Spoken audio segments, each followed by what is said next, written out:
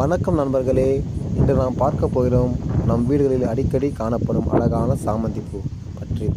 சாமந்திப்பூ மஞ்சள், வெள்ளை, ஆரஞ்சு நிறங்களில் கிடைக்கிறது.